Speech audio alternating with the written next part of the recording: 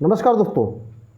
FIR registered होने के बाद महत्वपूर्ण प्रक्रिया है आपराधिक विधि में, वो है इन्वेस्टिगेशन। और इन्वेस्टिगेशन ही नहीं, fair and proper investigation and with in time.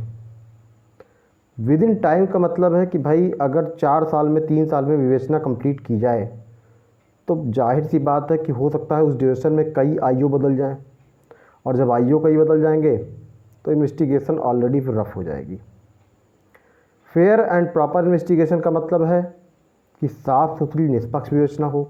जो भी साक्ष्य आईओ को मिलते हैं उनको संकलित किया जाए, documentary evidence, electronic evidence, audio visual कुछ भी हो, कोई अन्य एविडेंस अगर है तो उसको कलेक्ट किया जाए। उसके आधार पर एक मजबूत केस डायरी लिखकर और एक मजबूत आरोप पत्र तैयार किया जाए, जिससे आरोपियों को सज़ा दिलाई जा सके।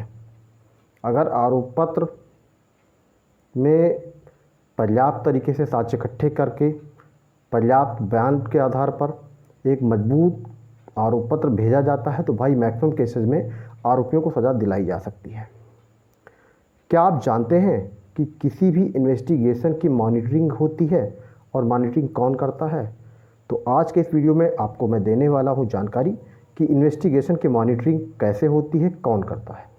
फ्रेंड्स, किसी भी केस में जब एफआईआर रजिस्टर्ड हो जाती है तो थाने का बाहर साधक अधिकारी स्वयं या अपने अधीनस्थ किसी सब इंस्पेक्टर को या उससे नीचे जहां पर असिस्टेंट सब इंस्पेक्टर हैं उनको विवेचना सौंपी जाती है, जैसे ही विवेचना हो।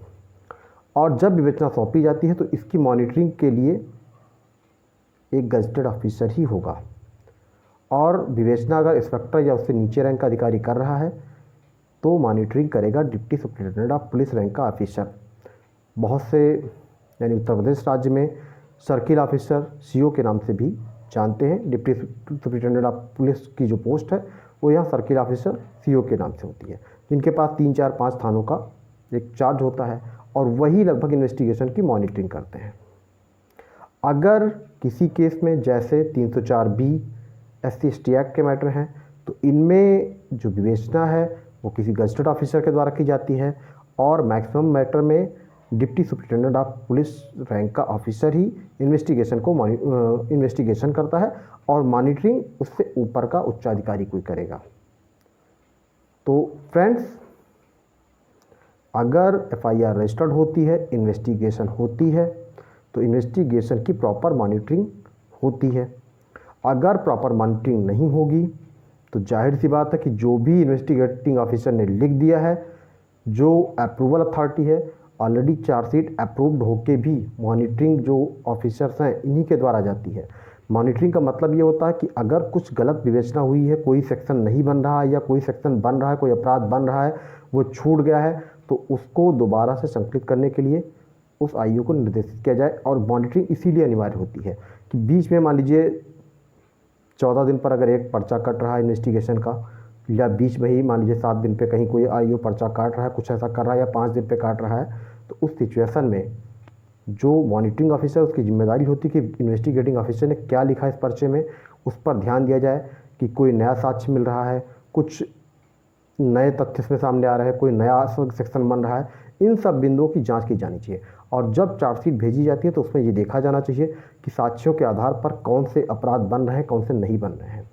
और जब अगर मान लीजिए जो मॉनिटरिंग ऑफिसर है, यानी जो अप्रूवल अथॉरिटी है, यानी चार्जशीट अप्रूव करके मॉनिटरिंग ऑफिसर ही भेजेगा, तो भाई अगर उसने गलती की तो हो सकता है आगे चल के दंडित किया जाए, और जो इन्वेस्टिगेटिंग ऑफिसर हैं उनके साथ साथ मॉनिटरिंग ऑफिसर को भी दंडित किया जाए।